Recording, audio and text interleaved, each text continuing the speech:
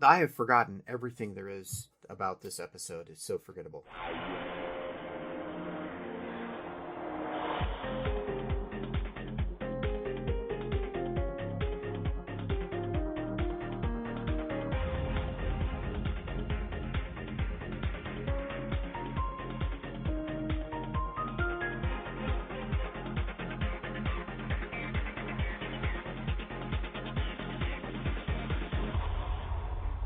Welcome back to Gibbs It To Me Straight, a podcast where two guys sit around and deconstruct the TV series NCIS. My name is Ashley J. Williams, and I will be accompanied on this journey by... Hello, my name is Robby Thesword, and I didn't just log into Blue Sky. I promise. Very good. Just to kind of set the context here, Robby, you are an expert on the TV show NCIS. Expert is definitely one of the words that someone will probably use for me after we've done this for a while. But you have seen every episode of NCIS at least 2 or 3 times? Up until probably the 14th or 15th season. Now, for my part, I have never seen this show, which it in and of itself is kind of unusual because it's kind of a cultural phenomenon. But I have just never seen any of the episodes. And what we're going to do for the audience is, and we're still very new at this is our episode 2. Robby is going to just take me through the plot, such as it is. He's going to take me through the plot of episode 2 today. What is the name of this episode? This episode is called Hung Out to Dry. Hung Out to Dry. And we have one other episode under our belt, and that was Yankee White. That's correct. So, and you have some clips queued up, and I will be asking clarifying questions along the way. I'll try to hide my snark. Is there anything else the audience needs to know before we begin? I would caution you with this one because it begins with a very uncomfortable scene of 2 young people, one of whom is pressuring the other into sex. That's not a great time. I will move past it as swiftly as I can, and now we can continue to have a good time. Okay. Alrighty, we are back again, and it is time again to play what will hopefully become everyone's favorite audio-based, very specific niche cultural reference game, Freaky Agent Bundy. Freaky Agent Bundy, gotcha. And Freaky the Bundy Agent refers to, not Al Bundy, it refers to... Noted serial killer Ted Bundy, unfortunately. Right, yes. so this is going to be a fun game. So here we go. All right. Here we go. Now, this clip is only 6 seconds, so... And then just because we're on episode 2, we need to explain to our listeners, we may end up with an extra listener. Mark Harmon has had 3... Well, okay, actually, let me not assume anything. Mark Harmon, the star of NCIS, he has the most significant role. He was about in his 50s, I think, when NCIS started. But he's a noted actor. He's had a couple of other roles. He was in Freaky Friday with, who's the actress? Jamie Lee Curtis and Lindsay Lohan.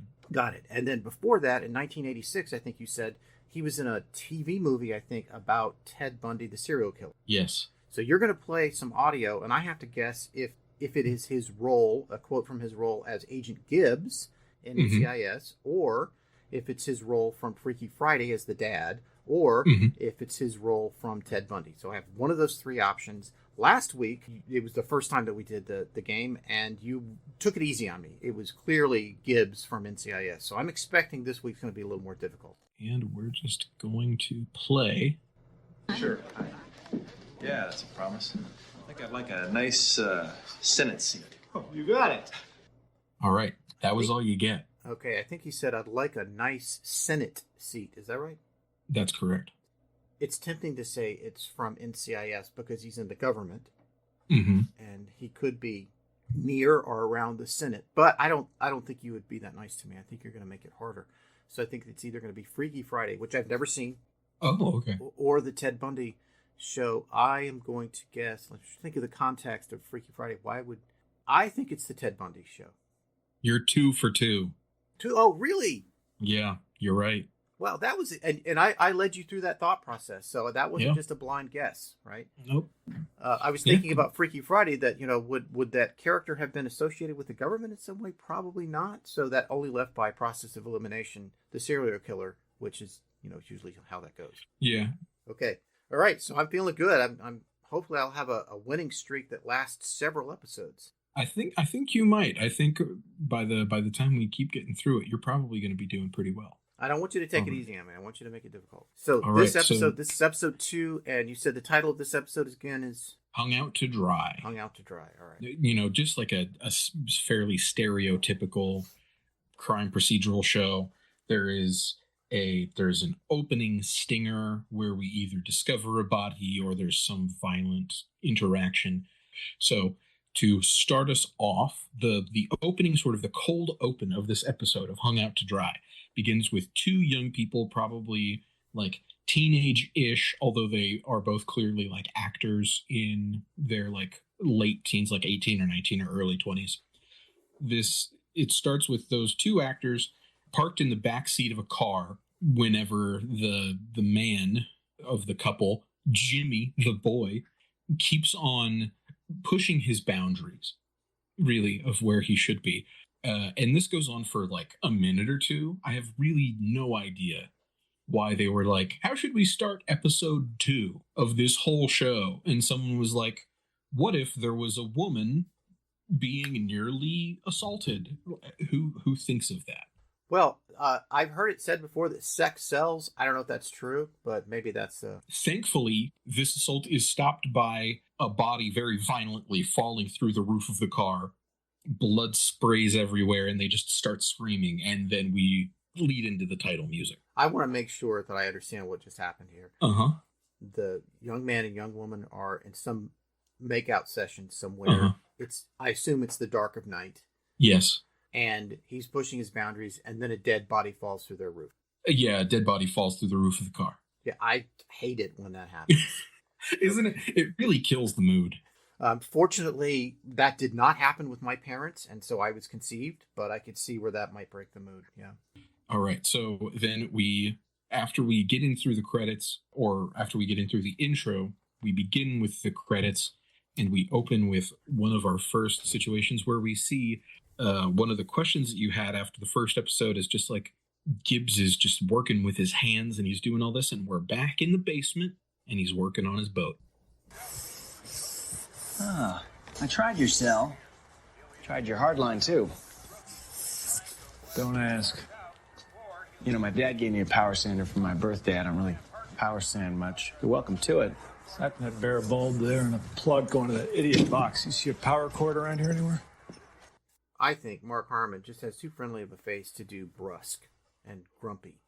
I think so. He has a very short-tempered nature to him in this show, and I don't know how well it works. So that's twice now we've been introduced to him in his basement working on his boat. Yeah, and this one sort of doubles down on sometimes how he's just difficult to communicate with, both like in person and over any kind of technology. The very opening for the listener is him working on his boat, and then it pans down to him having put his cell phone into a jar of like wood staining oil or wood stain, and then it shows again that he ripped the landline out of his wall. For what, we don't really know why this happens. He just says, "Don't ask me. I don't want to tell you." It's never been explained. It's never explained. At least not yet. Okay. But what we do know is that DiNozzo already knows about what's going on. There's a dead Marine from the intro. They were doing a training jump, and his parachute didn't open, and he's not quite sure whether or not the reserve parachute opened or not. Okay, so the body was a paratrooper. Yes, it was a Marine doing a training jump. And most of the time, we're always going to end up, I think it's almost always Marines. Very rarely is it naval officers. Although, at some point, I'm probably going to get proven wildly wrong by that, but it always seems like it's Marines. Well, there's an infinite supply of Marines, so. I suppose so. Okay, so after we get into that, they're traveling to the crime scene. We are there on the scene of the crime. Gibbs and DiNozzo start talking to the witnesses of whenever the Marine came through the car, and we get some funny little bits here and there. You cold, sir? A little. How you doing? Hey. Thanks. There you go. So most of what happened in that clip, if you weren't able to hear, is that the the girl, the young woman in the scene, is like actively shivering, and Jimmy, our offender from before, I hate Jimmy with a passion, is just standing there smoking a cigarette, and Gibbs just pulls his jacket off of him and gives it to the girl. Who is Jimmy? He's the guy from the opening who was just really pushing his luck on. Okay. Yeah. All right, the boyfriend, sort of. Mm-hmm. Right. And I pictured, and I'm purposefully not watching the video because I want to try to experience it as the listener experience it. So it's easy for me to picture this character that we've been introduced to, Gibbs, as being kind of grumpy and kind of, a hermit. And he's with this young woman who's clearly upset, innocent, and there's probably a father-daughter dynamic there, and maybe he's showing kind of an unexpected tenderness to this poor young woman. Did I get that right? You are, and this episode continues in that trend, and I think a lot of what we're going to see, at least in the initial seasons, as what Gibbs' character truly is, the groundwork for that is being laid here in this episode. That he is very paternal, he's very reserved, and he just like would prefer that no one try and get in his business. So then we had that little thing of, well, Gibbs is clearly very frustrated with this young man. We hear in the intro that he says something about, I rode a bus 3 hours all the way to get here just to hook up with you. I don't like Jimmy. Yeah, Jimmy sounds kind of a jerk. But if they were in a car, I guess it was her car. If he had to take a bus, So I think we're about to figure this out. But this little clip gives us a little bit more information, but also tells us Gibbs just doesn't know about music. We were parked and we were hanging out and listening to Dashboard Confessional. What? Emo. Emo. Emotional music. Radio, Gibbs. Okay, so you were listening to music and... he smashed through the roof. And wham, pow, blood everywhere. And I screamed and we ran out for help. So we learn a few more things from the rest of that clip, that they ran out for help, and then they were eventually found by, I guess, someone, working security or night duty that night. And they learn that the Marine, who we'll come to learn is named Fuentes, was possibly alive after making impact with the car. Oh, no. Okay, so Fuentes is the name of the deceased. So, well, just because we're a little new at this and I'm getting used to the character names. Some of them will be recurring characters. Some of them will be characters that are just in this episode. Gibbs, we know, is the star. Denozo is his assistant. One of the investigators. Will be introduced to other people in the episode. Jimmy, we hate Jimmy. Jimmy's a jerk. Jimmy represents all toxic male stereotypes. And Fuentes is the poor Marine who smashed the car. Okay, gotcha. Yes, so we also know that the young lady, who I don't actually know if we know her name, her father is a Marine also, and it was his car that they were in whenever the Fuentes came through the roof. And then we go off and continue off on the rest of the investigation, where they begin the field autopsy. Okay. So when they begin this field autopsy, Ducky's already there. He's up on a ladder, and he's looking through stuff. And he makes some joke that, the last time I was up this high. Last time I was up this high with hanging a piñata at my nephew's birthday party. Right, and Ducky is the medical examiner of the team. He's a permanent part of the team. You can tell from the accent that he's English, or maybe he's faking it. I don't know. He's a mysterious character. That would be interesting. Yeah, he just seems to be one of these guys. It seems like every single one of these shows, they need to have somebody that's like kind of quirky and fun, and maybe every once in a while they have a lot of shows that are, or a lot of characters that are, just in different ways. Ducky's, it seems like his joke is that he just loves to just say stuff. Yeah, he's got a bunch of interesting stories that he'll conflate with whatever is happening at the time. So we have, and I'm going to do this just in these early episodes to just kind of go over the characters for myself and for the audience. So we have Gibbs, Denozo. Now we've been introduced to Ducky. Ducky's the medical examiner. He's an older guy, right? Yeah, he's the actor who is beloved, David McCullum, I believe his name is, has unfortunately passed away as of recording. But he was he was a mainstay of this show. He was a very big part of this show. Okay, and there'll be other members of the team that will be introduced to Mhm. as the episode progresses. All right, so we've got they've been on the scene, they've talked to the witnesses, and they're going to start their field examination. So next thing that happens, Gibbs looks at the lines of this parachute and discovers that it seems like the lines that connect the pack to the actual chute itself seem to have either been cut or just otherwise worn through. They just aren't quite, they just look wrong, and it looks like the reserve chute, which he could have pulled whenever he realized that his initial one failed, hasn't been opened at all. So they're starting to calculate and wonder why all of this has happened. Oh, and I just realized Gibbs is himself a former Marine. Yes, he is. All right, so he might have some sort of emotional connection to this particular death. We'll see. All right. Next we have Kate from episode 1, Caitlin Todd. She is back after the end of the first episode.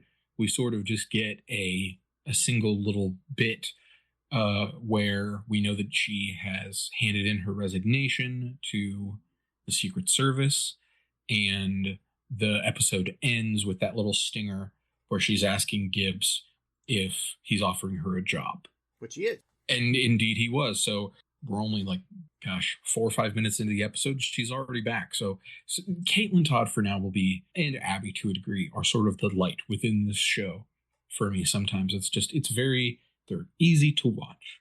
Right, and I think she plays an important role because she is a new member to the team. So she gets to play a little bit of a proxy for the audience. Absolutely. Set some exposition and kind of describe things that if she had been on the team for many years, that there'd be a bunch of givens and inside jokes and so forth. So you need that outsider character. And not only that, so apparently she's coming from either home or from some other workplace. But as we'll see, or as I'll describe in this next clip, she shows up to the field a little bit unprepared. Your first crime scene with us, Caitlin. What about Air Force One? Doesn't count, you're in the Secret Service. Hey, Tony, take a team photo for posterity. Within that clip, we don't get to hear it. While they're talking, Gibbs is taking a box out of a big satchel, and he hands it to Kate, and it's a pair of boots for her to wear while working the field. We don't get to see her very well, but she's still wearing basically the same sort of skirt and jacket that she would have if she was working on Air Force One or still working in Secret Service, which doesn't seem to be the most well adapted to the field work that they're preparing to do. But Gibbs gives it to her, somehow knows her shoe size, and then gives her a hat. A hat. Yep, they're all just wearing hats that say NCIS. All right, and then this is just another clip of DiNozzo being gross, because we got to have one of those per episode. The field in high heels. Depends on the kind of work you're doing. Your mind, DiNozzo, runs the gamut from X to triple X. Yeah. That little I'm not sure what is he. I'm not sure what he is believing is being communicated to him whenever he says that. I can't tell if he's confused or not, or if he's agreeing.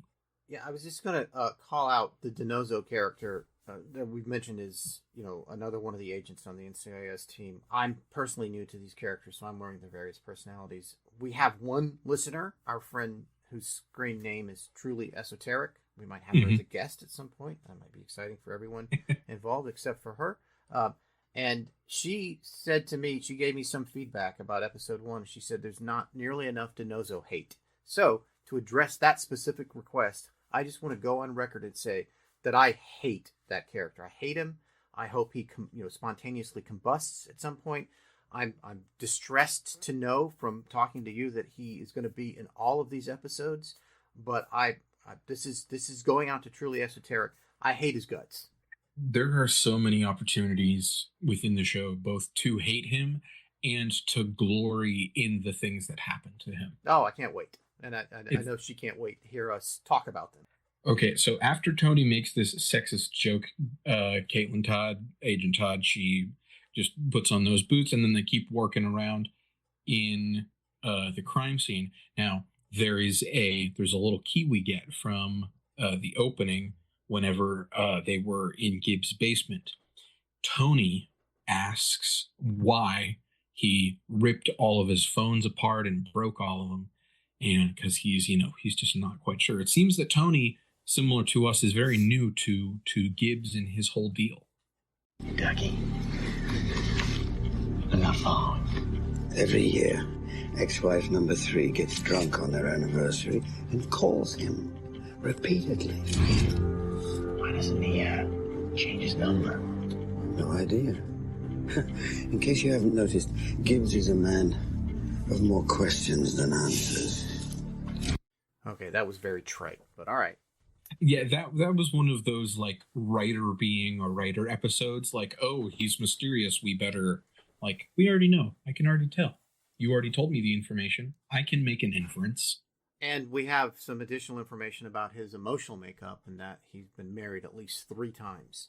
Yes, he's been married. Yes, his 3rd ex-wife. Yeah, and I can picture some scenario where he was just too dedicated to his job, broke up his marriage, maybe drank a little too much because of the stress. I'm sure all this will be revealed in future episodes. I'm going to be honest, I can barely remember if that's the case. So it's not important. I'm waiting for the moment when someone says that he's an island. All right, so after they make this little thing, they finish going to the crime scene, and then they go to the hangar at the base where this training was conducted from and begin to talk to commanding officers and begin to talk to all of the different people that were involved in this training jump that ended so disastrously for the victim. They are confronted immediately by the CO, the commanding officer of this specific group of Marines, and he's very aggressive about whether or not his Marines will be taking part in any future activities because of this accident. This is one of those things where, like, this is one of the episodes where I wanted to, since this is our 2nd episode and it's the first non-pilot episode, I wanted to establish how quickly this show immediately sets itself into a pattern, into an algorithm, and does everything you think that a procedural show is going to do, which is like cold open, introduction to problem, investigation, interrogation, mild resistance, red herring, and then the last 15 minutes or whatever are, oh, we're about there, we're almost there, we're going to get it, and then ending. Like, that's most episodes of the show, unless they're on one of these longer serialized breaks. Okay, so we're entering the formula now. Yes, absolutely. So we are entering here as they're in this airport hangar, talking to the CEO of this group of soldiers, Marines. My apologies. These men have another jump at 2100. They're jumping again tonight? We don't stop for casualties in war, miss. Neither do we in training. Not true, Captain. They don't jump off a lower bunk until we find out what happened. I don't get the lower bunk joke, but maybe I don't get it. Okay, I get it. I get the joke. He's basically saying they're not going to jump at all anywhere. Mm-hmm. They're not even going to jump out of a lower bunk. The implication being that in the barracks, the bunks, there's a top bunk and a lower bunk. And he's saying they're not even going to skip rope until we say it's okay. Gotcha. Yeah. So, I mean, this is one of the things that seems to be consistent throughout the show, that everyone either doesn't know who NCIS is or is resistant to listen to their authority, including right whenever this confrontation begins. The CO asks if they're JAG or NCIS, and Gibbs' response is, "Do I look like a lawyer?" Because to remind everybody, we briefly touched on this maybe before, that JAG stands for, I believe, Judge Advocate General, and that's the show that NCIS is a spin-off of. So they're coming in, and they're somehow, despite this show, I feel like this show specifically raised so much awareness that NCIS even exists. For the longest time, I didn't even know that they were real. So we get a few more pieces of information. DiNozzo goes off and starts taking basically photos of the plane that they did the training jump from, while Agent Todd and Gibbs talk to all of the other people that were a part of what they refer to as the Stick, which is the group of people that were all jumping together within the same sort of grouping of time. Whenever they do so, they learn a few different things. One of the first ones is that the victim in question, who they also call Thumper, which I'll explain in a second, ended up having a broken or a small break in their collarbone. Bought himself a new bike last week. Car ran a red light. He went over to a plate glass window. Dinged his collarbone a little. Other than that, not a scratch. Dinged it a little. Day or two, he was fine, sir. Were you able to hear that okay? Yeah. So just to clarify, his collarbone was injured, but not from the fall. He had injured it from riding a motorcycle like a few days earlier. Mm-hmm. He'd gotten into a crash, and I guess got thrown through a plate glass window, which is very slapstick, and only dinged it up a little bit. Got like a hairline fracture. Very, very mild injury. Now, I've never been thrown through a plate glass window, although I'm sure my wife has been tempted several times to do that. But I would think that it would be pretty devastating of an injury to be, like, you'd be all cut up and stuff. I don't know. It just, unless he bounced off it, which would introduce a bunch of other injuries. But, okay. So I'm sure this is going to be relevant at some point in the future, but just I am noting that his collarbone, he had a collarbone injury that at this point is unrelated to his death. So the primary reason that this specific thing that they mentioned is brought up is because they are talking about him in terms of how he was their good luck charm. That's why they called him Thumper, because he's like a rabbit's foot. He was a good luck charm, which quite the series to go on. But okay, and they were using that as an example, but now that's introduced a little bit of a seed of doubt, because now they know, oh man, clavicle. I don't know if you've ever broken your collarbone. I haven't, but whenever I was in high school, I knew quite a few people on the football team that had even minor collarbone breaks, and it's apparently horrendously painful. Really? Oh, I didn't know that. Okay. Because I mean, like, I guess it's just because like there's almost nothing you do that doesn't involve, whenever you're moving, some part of your collarbone moving along with it. So from this, we get the piece of information that he had a broken clavicle, so he was in some pain, and he was apparently taking some painkillers. We don't know what type of painkillers, but the insinuation seems to be that it was probably something considerable enough, or, debilitating enough that it might have kept him from opening his reserve chute. We get another reasoning for that in this clip. Was he dead when you reached him, Corporal Doffenmeyer? Yes, sir. Died on impact. I'm sure. Well, at least I hope he did. Why did he pull his reserve? Jumping from 1,300 feet, your main fails. You have 3, maybe 4 seconds to react, man. So if he had 3 to 4 seconds to react in a safety situation where he needs to pull his reserve chute, and it's known that he's on painkillers, it seems like that might be a good excuse to kind of excuse him from this particular drop. See, that is a very good point. Although I think the thing about the painkillers is possibly like whether or not that's known by all of the people that were a part of the training stuff, especially like whether or not he was taking painkillers for his drop. It is introduced a few more times, but this is all part of the thread as we continue on. It seems like he probably should have been excluded for those few reasons, but who knows why else it would have happened. I'm guessing that there is a murderer, right? Like I'm guessing that there's probably not an episode where it's just a death by natural causes, or it was just unavoidable, right? The episode would be like 20 minutes long, right? They conclude the autopsy and like, yeah, right, there was nothing that could be done. He was 97 years old and he died of natural causes. So after they finish talking to all of these officers, they do have a very brief discussion with just one of the men that was in his stick whenever they're looking into how parachutes are packed. All those chutes packed here? Yes, we prepped them at 0900. Put them on the trucks for the jump at 1800. They were here for 9 hours unattended? Under lock and key, sir. Who's got the key? Captain Fall and Thumper, senior rigger, both have keys.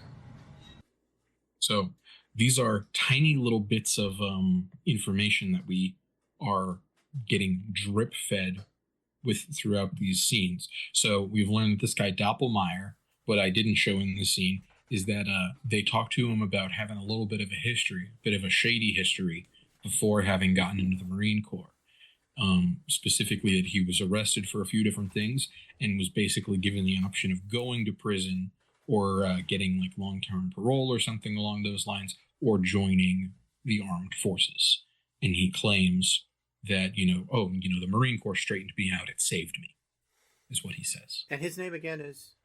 Doppelmayr. Doppelmayr. And so 3 people had access to the chutes. They were left unattended for 9 hours, but they were behind lock and key. The captain, who's in charge of the group, the head rigger, who's Doppelmayr. He is the head rigger. No, he is one of the riggers. The head rigger or senior rigger was the victim. Oh, okay. I thought there were 3 people. So Thumper was the head rigger. Mm-hmm. So he could conceivably have packed his own chute. Quite possibly. Yeah, okay, all right. That's a good point. I've not thought about that one. So we get into autopsy with Gibbs and Ducky, and that is when they shock Ducky with the fact that they know about the break in his collarbone, because Ducky hadn't even seen it yet because he's just got a tiny little hairline fracture in there. But they also discuss the fact that, and they did find this out, that Fuentes was alive whenever he went through the car and after he hit it. Oh. He was alive for a few moments. Oh, that's gruesome. After that, they go straight to Abby's lab and discuss the weird art that Abby has all over her walls. That it's just like UV scans of a bunch of gruesome deaths. Apparently, I think one of them is about someone's like tissue after being shot. I don't know. It was just some scene to showcase that Abby is weird and edgy. Right, and Abby's another team member, and I'm just sort of introducing these characters, ordering them in my mind because I'm new at this. And Abby's young woman, and I had thought that, and I can visualize her because the show is so famous that I recognize all the characters. Like, I know what they look like, I just don't know what their characters were like. But she has a little bit of a goth appearance to her, right? And I thought that she was into like computers and cyber stuff, and you had said in the last episode that is true, but she's also an expert in toxicology. Yeah, so she's the toxicologist, she's the forensics, whatever, but she also does a bunch of the technology stuff. I can't remember what episode it is. I'm really excited for whenever we get to it, which is the famous or infamous hacking scene that happens in this show. Oh my God, whenever we get to that, I don't know what I'm going to do with myself. It's going to be great. But yeah, so we discover whenever we're going through the rest of the scene with Abby that the victim had Percocet and Vicodin in his system whenever he was jumping. And let's see. Oh, whenever we get a little hint of history on DiNozzo here, that he was a cop in Baltimore before becoming an NCIS agent. And Gibbs sort of like throws some shade at him because he doesn't know about opioids. And also, I guess, just some fun time to disparage Baltimore. But they leave Agent Todd in there to go through and do some more of the forensics to figure out what really cut these lines. Because it doesn't seem like they were cut. It seems like they were treated with something that made them fall apart, basically. It's almost like they were burned in some places. So if I could just pause you for a moment, let's just put a pin in that clue that the lines were burned and not cut. I just want to go back to DiNozzo, the Baltimore cop. So he's an ex-cop from Baltimore. There's a little bit of banter between him and Gibbs, and Gibbs sort of makes fun of him or kind of calls out the fact that DiNozzo is not familiar with opioids. How is that possible? He was a cop. Right? How is anyone over the age of 12 in this society not aware of what an opioid is? I mean, I'm sure that there's a way somehow, but I don't know if I don't know. Did I probably know about? I knew what painkillers were. It was just, if someone was like, "Did you know that there's a thing stronger than ibuprofen?" I would probably be like, "Yeah, that makes sense." Okay, it just seemed like a weird thing for him not to know. I could see. Well, I mean, they're NCIS. I could see where he might not know some obscure like nautical term or military tradition or something like that. But to call him out on his lack of awareness about opioids just seems kind of odd, particularly since like there's an opioid epidemic that's been going on for a really long time. So I don't know. Okay, so I just wanted to kind of go back to make sure, do a sanity check and make sure I understood that correctly. All right, so we've got the lines. The lines have been burned, perhaps with some sort of chemical. We've got a drugged out Marine that probably should not have been parachuting to begin with. All right, where do we go from here?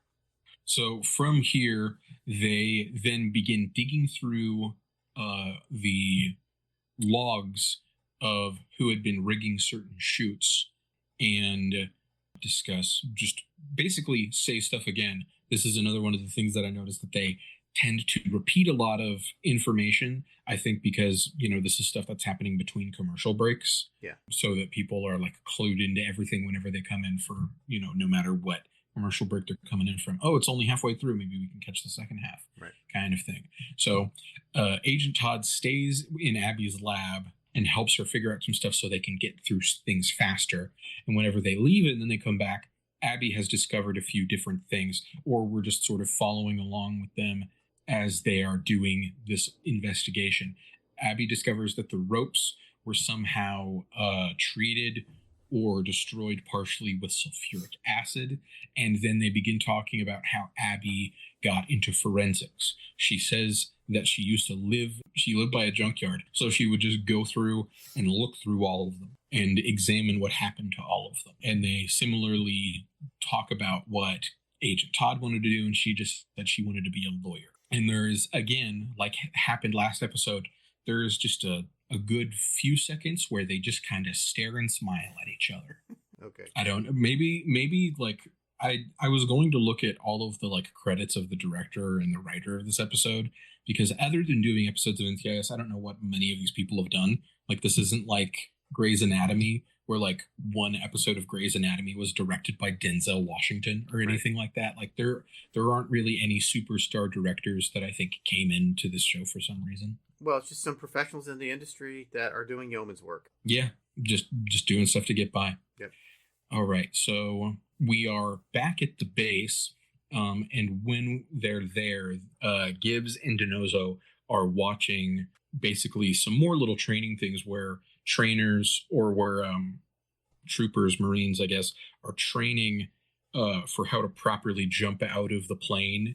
And how to land off of a little basic like thing that has just the step up and then they jump onto a dirt pad. They're watching that whenever they get a package.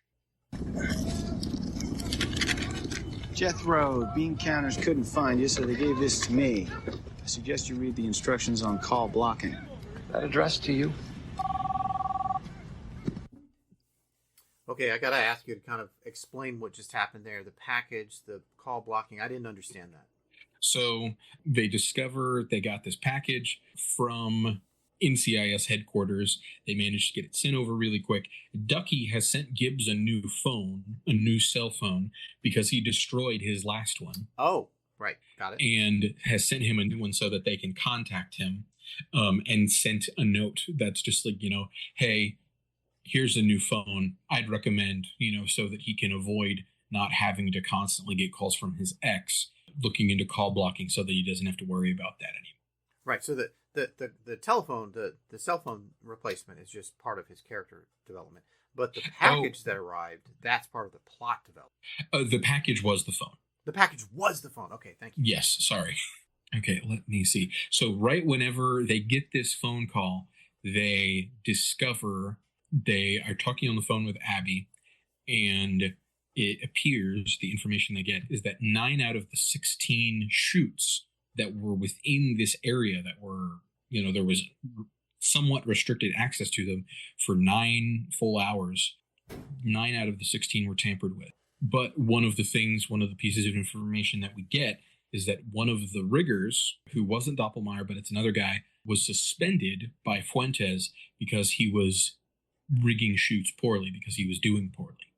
And they have some remnants of DNA on some of the chutes, and they want to try and get some DNA from the Armed Forces Registry, which is a bit of a problem, because that is only utilized, according to what they say, for identifying casualties.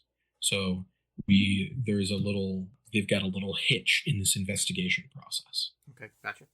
I'm led to believe by the way that the characters in this next scene talk to each other. This is a throwback to whenever the NCIS characters appeared on the JAG episodes, because they make reference to some people in there. But this is basically, so Gibbs wants access to the Armed Forces Registry, but knows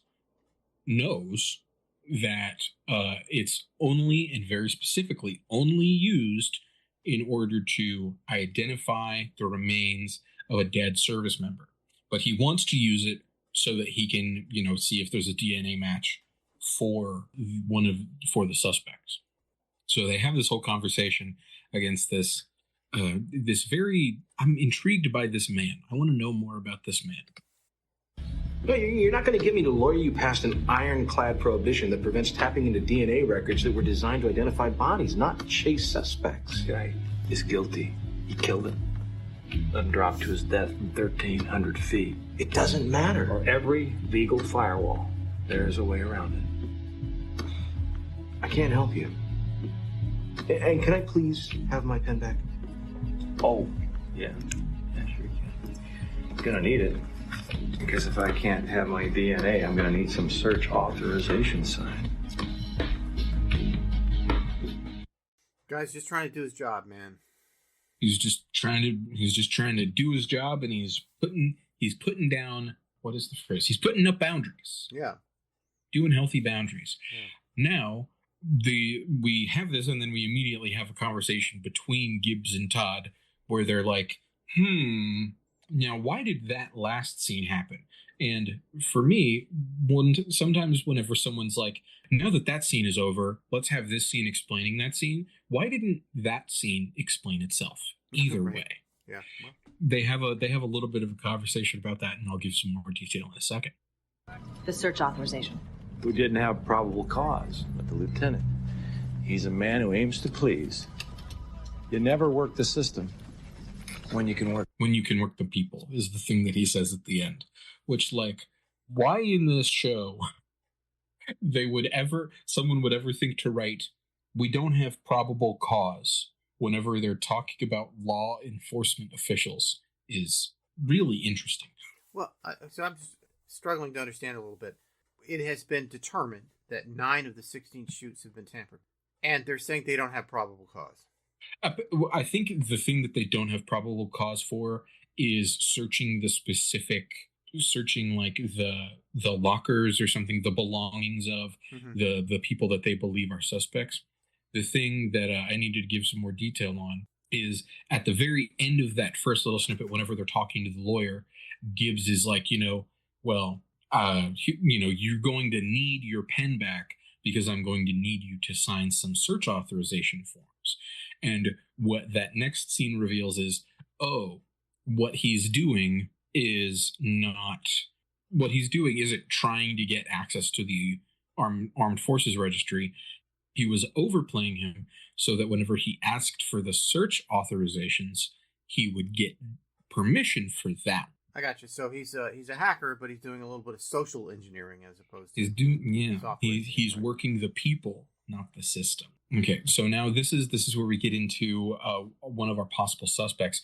This is Ramsey. So our two main suspects at this point, or suppose 3, are Captain Fall, Doppelmayr, and Ramsey. Now, Ramsey is the one that got suspended by the victim Fuentes for being kind of bad at rigging. And they bring him in, and they get some information that at some point or another, Ramsey may have tried to throw a punch or two. Oh boy. Yeah. So they're real. And then, at the end of this confrontation, they finally just say, like, hey, if you want to prove that you didn't do this, because they find all of the stuff in his locker. Wait, so they find incriminating evidence in his locker. They find all of the stuff that he would have needed in his locker, Okay. and then they bring him in, but he is demanding that he's innocent. No, of course he is. So they say, hey, give us your DNA, and we'll be able to tell if you're guilty or not. And he says, how do I know that whoever planted all of that stuff on me hasn't also planted DNA on the stuff that you've got? And Gibbs just smiles and says, you don't, which doesn't seem very fair. But no, it doesn't, okay. Or reassuring. One of these next scenes, and like I said, this is one of those episodes that is trying to endear us to Gibbs's more maternal or more paternal side. So this is just before the funeral of the victim that Gibbs goes to the house of the victim and his family and meets the victim's son, who is sitting in an unfinished treehouse. Mm-hmm. It's very sad. And he, sends them on their way, tells them he's going to find the killer, and it's entirely just for Mark Harmon to just be dashing, charming, and handsome. And by God, it works.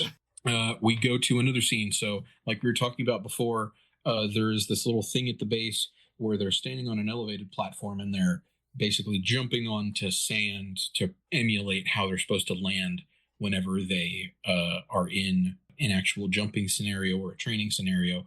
And Denozo was there in full fatigues in a helmet doing the training. So can I ask just the scene that you're painting here, the platform, like it's not a huge drop, right? I mean, they're no, it's probably like 10 or probably couldn't be more than 10 or 15 feet. It's not that far. Well, it's high enough that if you don't drop and fall properly, you could injure yourself, right? But it's in the sand. Okay. And Denozo, who, by the way, we hate, Denozo is in a military uniform, a Marine uniform with a helmet, and he's practicing this as, do we assume, and maybe you'll explain this, as part of his investigation, or is he just doing that? Yeah, that's what he says. He said, okay. That is what he says. He says that he's doing it as research. Okay. I guess the best thing to call it is fatigues. He's wearing the same thing. There are a bunch of other guys going through the same thing, and he's just a part of the line. He's just trying to get the experience in. Okay, gotcha. This is when we get the looking through all of this stuff and all of the lockers. Whenever they find Ramsey's stuff and they interrogate him, they get the sample of Ramsey's DNA to verify the results, but they realize that it's going to take like a full day to get all of this information. And I've got another note written in here that like every single scene is sort of punctuated by like, here's a scene not at the NCIS office, and then immediately following it is a scene somewhere else, or like, but every single scene is like started and ended on either side by some little less than 90-second scene at the NCIS office where there's an opportunity for a joke, a small piece of character information, and then something that makes Gibbs want to leave again. Right. They filmed all those probably on one day. I'm assuming so. Yeah. It's so formulaic. But maybe it was easy to give them the day off. Just come into the studio. We're just going to knock out some filler scenes, and then you can have the rest of the day off. Sometimes I'm jealous of people that actually work in the entertainment industry because they understand how mundane things are. You only see the finished product. Let me just ask one piece of clarifying information. All the events that have happened up to this point, has it just been one day? It's really hard to tell. It seems like the event where Fuentes hits the car was very late at night. It seems like, I think they said it may have been at 2100 or something along those lines. Right. And so we know that it's been at least a day. I'm assuming that it's probably been one to two full days at this point. Okay, so it's unfolded over time. So it's not like that. It's 12 o'clock or 1 o'clock in the afternoon on the same, just the day after this dude died. Yeah. Gotcha. So while they're waiting for DNA results to figure things out, Gibbs and Todd go and talk to Captain Fall, who was the guy that was being really aggressive at the beginning, and they really try to plant the seed in his head that he might be a suspect, because they're trying to just sort of push everyone that they think is a suspect into doing something that they shouldn't. Right. To reveal themselves, to get them to sort of panic. And this is, again, after this, we get one of those scenes that is a transitionary scene where they're still waiting on DNA verification. They're not quite certain about everything, about what they're going to do, when one of these like annoying moments for this show happens. And this is one of those scenes where a literal single word makes Gibbs go, huh. Could have given Thumper a dirty shoot. What'd you say? Ramsey could have given Thumper a sabotage shoot. No, you said dirty. What? What Gibbs, you never know. So something triggered a thought, the word dirty. Mm-hmm. Yes. It triggered several of my thoughts, but in a different direction. But a much more pleasant region for us than for Gibbs. So they immediately rush down to Abby's lab and they ask to see all of the shoots, because all of the shoots of all of the men after Fuentes, they refer to it the way that his shoot failed. They call it Roman candled. After that, all of the rest were not used or utilized. So they left all of them unopened, or I guess they packed them all back in. Wait, untouched. Wait. I gotta ask. I'm sorry to interrupt. I just want to make sure I understand. The what do they call the group of people who are all diving together? The plank? I think it's a stick. The stick. Yeah. Okay. So all of those parachutes were actually used by individuals in the stick. There were 16 of them, and 9 of them had been compromised. But they didn't fail. Is that right? Or is it that what's his name? The deceased Thumper just happened to play a bad hand at poker and chose the wrong parachute. So, God, if I remember correctly, there were 16 in total that were jumping, and the sticks I think are made up of groups of 4. Okay. So the group that Thumper was in, the group that the victim was in, was the first one to go, and whenever they saw that his shoot failed, none of the rest of them went, other than the 3 others within his stick. And they possibly could have had compromised parachutes, but theirs didn't fail.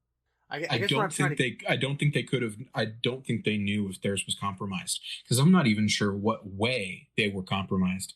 But it certainly seems like maybe a high number of them, like the probability game that whoever did this, they were playing with to make sure that almost no matter what, Fuentes, the victim, would end up getting one of these bad shoots. Right, that's one possible explanation. And just to clarify, I'm being kind of dogged about this.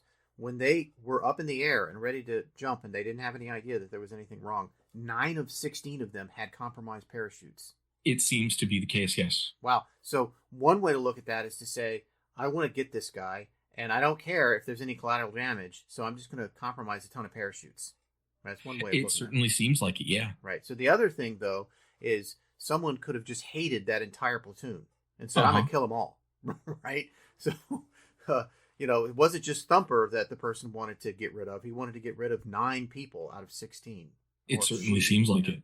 So whoever it was. As well. Okay. All right. Thank you. So after Gibbs has really hit on this word dirty, they start looking through all of these. And at this same time, Abby has miraculously discovered that in some of the ropes that have been tampered with, there is evidence of cocaine. And then they go through a bunch of people's chutes, and they find one that is just covered in a bunch of like white dust.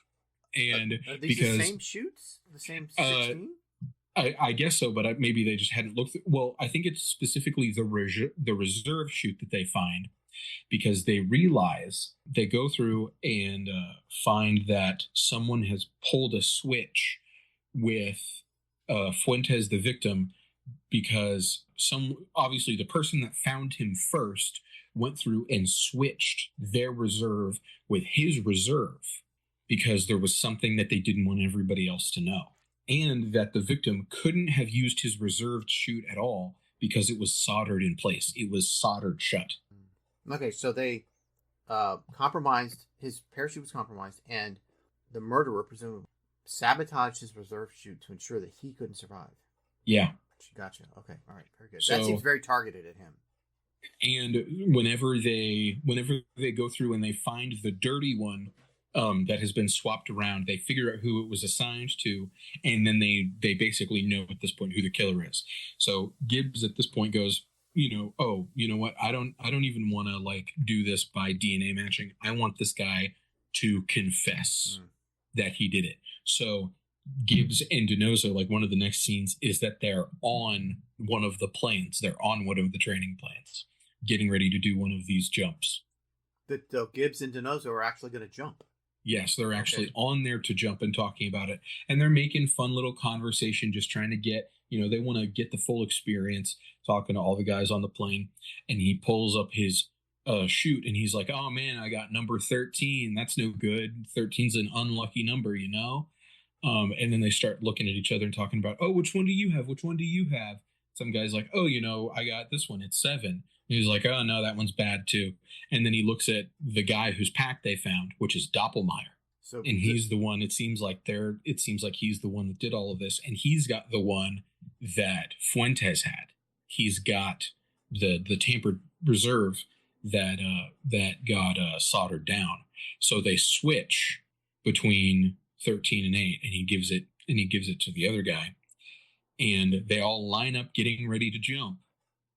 And that's when Gibbs makes the confrontation and is like, hey, like he lays out all of the evidence. You didn't like him, all of this other stuff. He was about to bust you for the fact that you were dealing cocaine, and then takes out a knife and cuts his main chute so that that if he's going to jump to basically prove that he's innocent, he has to rely on his reserve chute, which he knows he can't do because he's the one that fiddled with it and soldered it down to make sure that it was impossible to open. All right, so this begs several questions. I'm sorry. It's a complex scene, actually. Yeah. And I'm suspending all sorts of disbelief here. But the DiNozzo and Gibbs, presumably Gibbs is in charge, so it's his idea. They've decided that they are going to uncover the killer in an airplane during a training exercise. That there's a very dynamic way of policing, right? Mm-hmm. So they've gone up with this group of Marines that they're going to do another training exercise. They're going to jump with them, which sort of assumes that they have been trained on how to be paratroopers. And although DiNozzo is a Baltimore cop who doesn't really know what opioids are, but apparently knows how to jump out of an airplane at 1,300 feet as a paratrooper. But they select their chutes. Are they selecting their chutes in the plane, or have they been assigned them before? It seems like they've already been assigned them. They're already wearing the full gear. Okay, great. And one of them, Gibbs or DiNozzo, they have unlucky number 13. That's the one they've been assigned. That's the one that DiNozzo has. DiNozzo has it. Okay, and then another one of the Marines has lucky number 7. Or either 7 or 8. He has another one because DiNozzo is trying to get him to trade. Okay, and because he doesn't want the unlucky one. Right, and the suspected killer has 8. Yes, I believe so. Okay, and just to clarify, the reserve chute on one of these packs is still faulty. Is still unable to be used. And which chute number is that, or do we know? I think that's the one that DiNozzo had 13. That he then swapped over to the suspect. Okay, all right. So if the suspect is truly guilty, then he knows that the reserve chute on that is not going to work. And to kind of force his hand, Gibbs cuts or disables the primary chute and says, if you want to prove your innocence, jump out of this plane with just the reserve chute, bypassing all sorts of enforced protocols and safety protocols. It's okay for you to jump out of this plane with just one chute. That's okay. Mm-hmm. And in this way, you can prove to me that you're innocent. Yeah. Okay. I mean, yeah, he's doing it all to do a confession. And he says and then he says, right at the last second, he says, I'll get you a deal if you tell us your buyer or your dealer or whoever it is that you're getting the drugs from. And then there's a moment of very tense silence. And Doppelmayr finally says, how good of a deal? And that's when one of the other guys from the stick comes in and starts grabbing him and starts yelling at him for killing Fuentes. And we get this little treasure of a moment. Goodbye, DiNozzo! So in the commotion of trying to fight over all of the things that are happening in the plane at once, DiNozzo accidentally gets pushed out of the plane. Right, and fortunately for him, he has an operational parachute. Yes, fortunately, his parachute is working, and you can kind of hear at the very end he's either screaming excitement or fear. Right. I'm not quite sure. Yeah. But we do get to hear him scream a little bit. And I just, as you were describing the scene, I started to understand kind of how it was playing out and the decisions that they made to confront the suspect in a very dynamic situation. It just makes me wonder, like, I guess Gibbs has ultimate authority as to how an investigation would go down. Because if you went to your manager or director or whomever and you said, okay, this is my idea of how to reveal the killer, that person would say, you're fired. Right? Because that's the craziest idea I've ever heard of. Right? Yeah. So it makes you wonder, like, especially in an organization that's regimented, the military, and the NCIS is, a part of the military. There are protocols and rules, and everything's been documented. And what people realize about the military is that, they think of the military as being kind of unimaginative. They think of every possible scenario. So someone's documented how to conduct an investigation like this. Someone somewhere was paid to do that. But Gibbs is like, we're just going to throw the rule book out the window. I'm just going to put all of us in significant danger so that I can just find out if this guy, maybe my hunch is correct about this guy. Yeah. Yeah. Okay. All right. I'm still suspending disbelief. Okay. So we're good. So they get their guy. It was Doppelmayr all along. It turns out that he was still in the drug game. He apparently was selling cocaine. We're not really sure to who, but Fuentes had found out about it and was getting ready to rat on him, and that's why Doppelmayr decided he had to take action. So after that scene, they're back at the office. It's later at night. DiNozzo's getting ready to go home, and the news is on, and Tony complains that they're never on the news, and tells Gibbs goodnight, and then walks away with a limp from probably not quite jumping as well as he should have, or not landing as well as he should have. Right. And Gibbs gets, for the second time in the episode, I didn't mention it the first time, for the second time in the episode, gets a call on his cell phone from a blocked number, and he closes it and then sticks it in a drawer and leaves it be, which is a recurring joke for basically the rest of the whole series. Oh, so his third ex-wife is continually calling him? It certainly seems like it, yeah.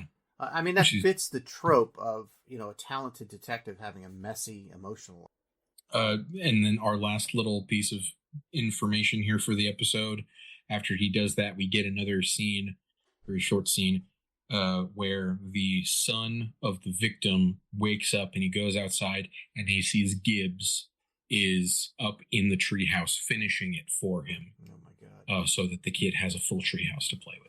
I mean, I don't know if it's an indication of me being just a seasoned watcher of television, that I just sort of rolled my eyes when you said that, or maybe it just means that I'm dead inside and I can't appreciate joy. But either way, I thought that the way you described that scene, not that you're stupid, the scene was stupid.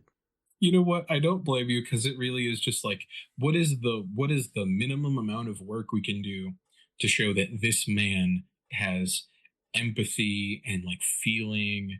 Like, what if we do it by just showing that he's making a lot of noise early in the morning by working on a treehouse? Because the child is still in his pajamas, walking outside. And presumably we never see or hear from this child or this family ever again in the following. Absolutely not. Yeah. All right. I think I have the show's number. And that's it. That's the end of the episode. That was the end of the episode. So that was really our first, like, within the formula episode of NCIS. So I want to know how you feel having heard that. Well, I don't feel great. Oh, I know I'm being facetious. It sounds like every other crime drama procedural show that I've seen, like in its broad strokes. And it just happens to be imprinted with the military theme. Yeah. Right? I mean, there's nothing interesting. It wasn't that compelling. I can understand how they would set up the drama so that, they're leading into a commercial. They want to keep you there, right? So I'm sure that it was effective insofar as being engaging television, but it just sounds kind of stupid. The thing that I can definitively say about this show is that it is incredibly watchable in the way that, like, The problem with it, I guess partially because of that, because of how watchable it is, it really doesn't have any defining characteristics. Like, in having watched like Bones, like the definitive thing about that show is the relationship between Booth and Bones.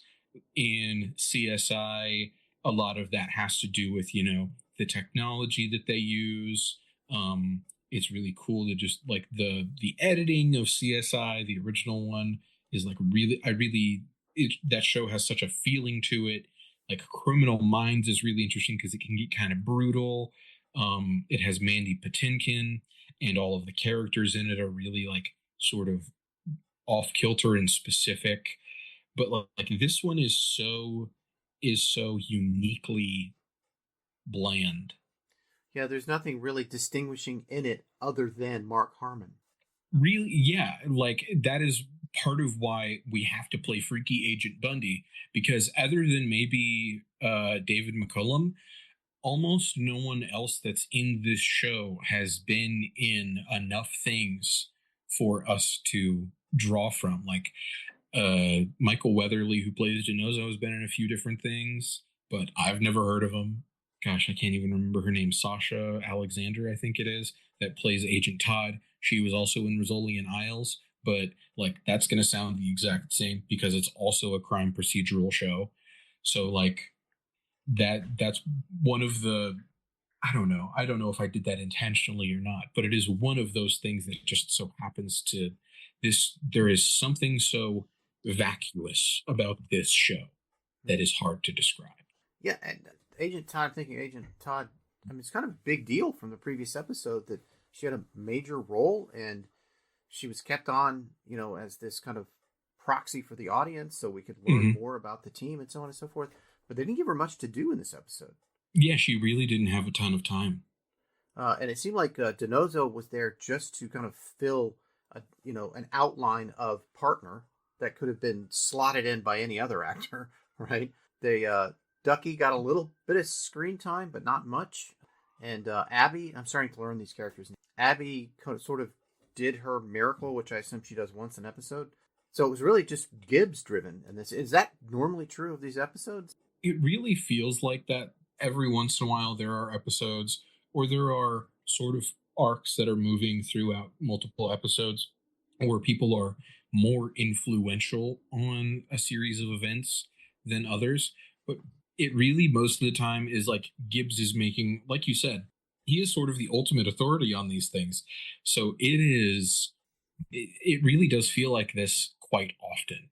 Like every once in a while, it's just like, oh, there is this wild exception to this thing that happened. But usually that's like an episode or two, maybe. And then it goes back to being what this was for half a dozen episodes. Well, let me ask you about the Mark Harmon character himself. And all the TV shows and movies that I've seen him in, he's always played a very friendly, kind of open person. But in this show, he sounds like he's, kind of gruff, kind of dispassionate, very stoic.